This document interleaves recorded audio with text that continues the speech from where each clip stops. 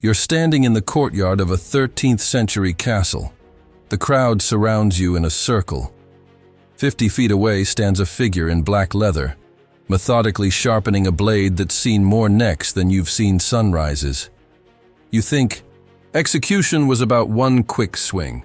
You think medieval executioners were clumsy brutes with rusty axes. You think your modern fitness and knowledge would give you some advantage. You're about to discover just how catastrophically wrong you are.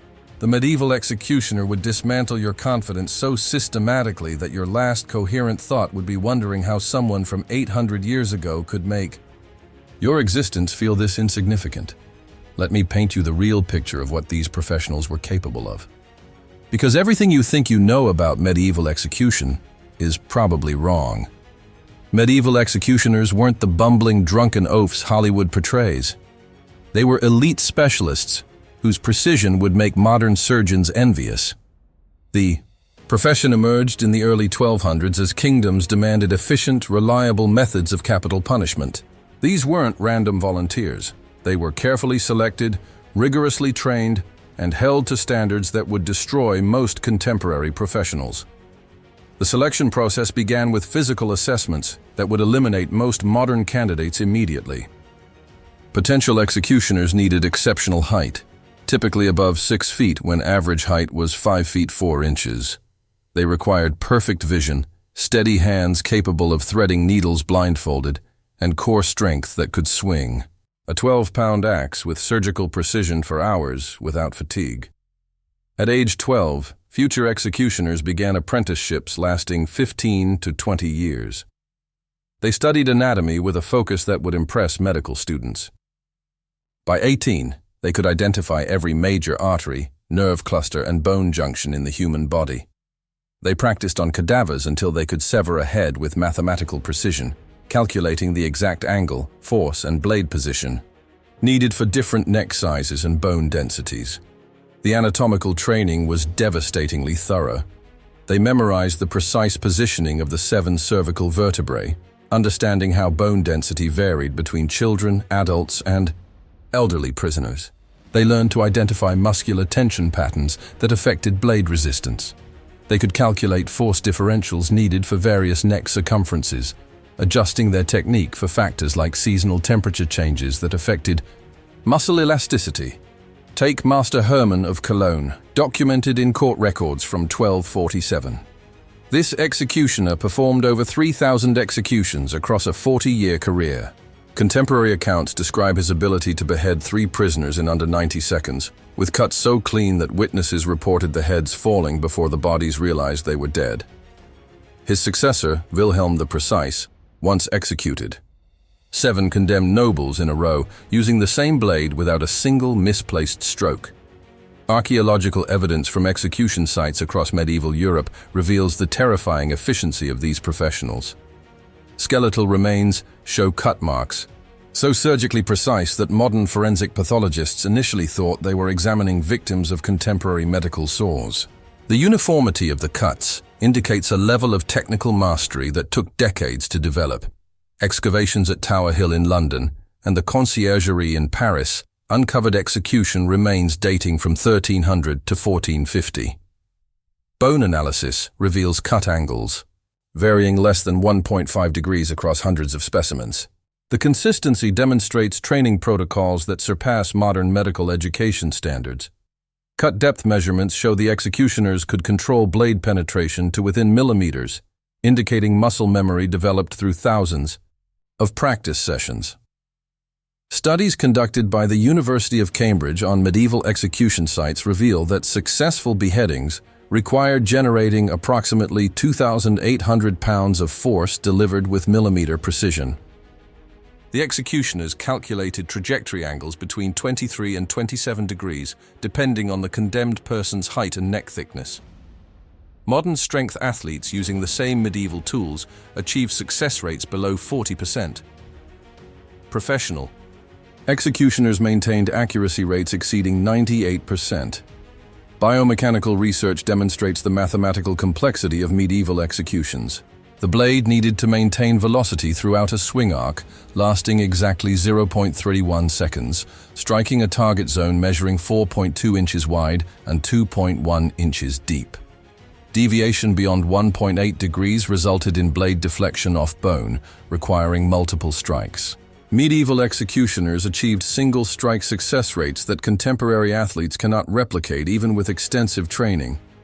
Medieval executioners achieved consistency that defies modern understanding.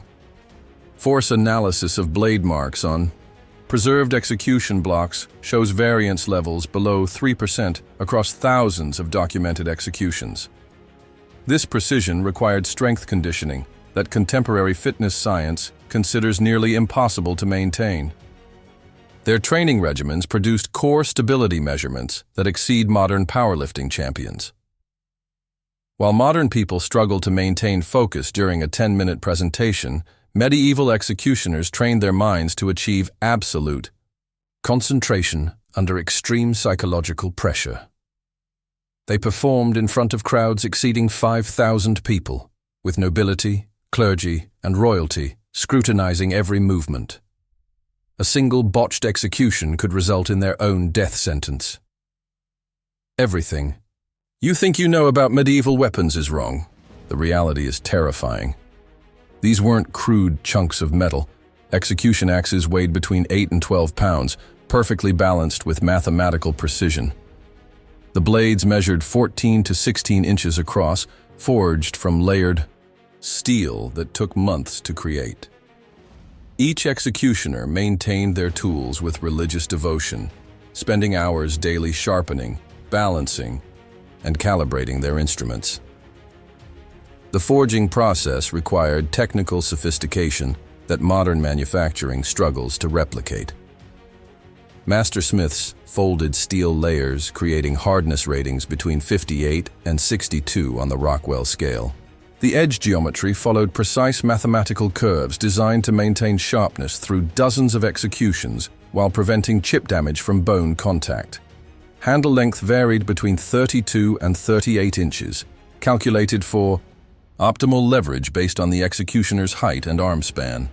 The psychological preparation was equally devastating. Executioners studied each condemned person for days before the execution, observing their height, weight, neck measurements, and even their emotional state. They calculated wind conditions, ground stability, and crowd positioning. They rehearsed the exact sequence of movements until every muscle memory was programmed for perfection. Pre-execution protocols included environmental assessments that would challenge modern event planners. They monitored wind speed and direction because air resistance affected blade trajectory during the critical 0.3-second swing. They analyzed ground moisture since footing stability determined accuracy. They calculated optimal timing based on sun position to avoid glare that could affect depth perception. They positioned themselves relative to crowd dynamics to anticipate potential disruptions. But here's what makes this truly terrifying for any modern person. You've never experienced real consequence. You've never felt the weight of absolute finality approaching your neck. Your nervous system would betray you completely. Your hands would shake so violently you couldn't hold a weapon if someone gave you one. Your legs would fail. Your vision would blur. Your coordination would collapse under pressure that medieval people considered routine. Your modern brain, conditioned by safety regulations and predictable outcomes, would malfunction catastrophically when confronted with genuine mortal threat. Contemporary humans experience stress responses from social media notifications. Your fight or flight system would flood with hormones before the executioner approached. Your fine motor control would disintegrate. Your spatial awareness would collapse. Your decision-making capacity would vanish entirely. Medieval executioners possessed mental conditioning that modern society has completely abandoned. They witnessed death daily from childhood. They understood visceral reality in ways that would shatter contemporary psychological frameworks. They operated with emotional detachment that would be considered pathological today, yet was essential for their professional excellence. The mental conditioning began systematically in early childhood. Future executioners observed livestock slaughter, public executions, battlefield casualties, and plague victims before age 10. Their nervous systems developed tolerance levels for gore and finality that would hospitalize modern adults. They learned to compartmentalize emotional responses while maintaining technical precision under extreme psychological pressure. Their training included psychological warfare techniques. They learned to read fear, to manipulate terror, to break mental resistance with surgical precision. They could assess your breaking point within seconds of visual contact. They understood exactly how to position themselves, how to move, how to time their approach to maximize your psychological collapse. The physical specifications are even more brutal. Medieval executioners averaged 6 feet 2 inches in height when most people measured 5 feet 4 inches. They possessed core strength equivalent to modern powerlifters, developed through decades of swinging 12-pound axes with perfect accuracy. Their hand grip strength exceeded 180 pounds per square inch. Their reaction times measured faster than modern competitive athletes. Skeletal analysis of documented executioner remains reveals bone density exceeding contemporary strength athletes by 20 to 30%. Their forearm development shows stress adaptation consistent with generating massive force loads repeatedly. Shoulder joint modifications indicate range of motion that modern physical therapy considers impossible without surgical intervention. The cardiovascular conditioning was extraordinary. Records indicate executioners could perform multiple executions daily without accuracy degradation. Their resting heart rates averaged 48 beats per minute, comparable to elite marathon runners. Recovery times between maximum exertion measured under 90 seconds, faster than Olympic athletes. They trained daily with weapons that would hospitalize contemporary fitness enthusiasts after 20 minutes. They practiced complex sequences involving multiple execution methods. Beheading was just one specialty. They mastered hanging calculations based on body weight and neck strength. They perfected dismemberment techniques that kept victims conscious for maximum duration when required.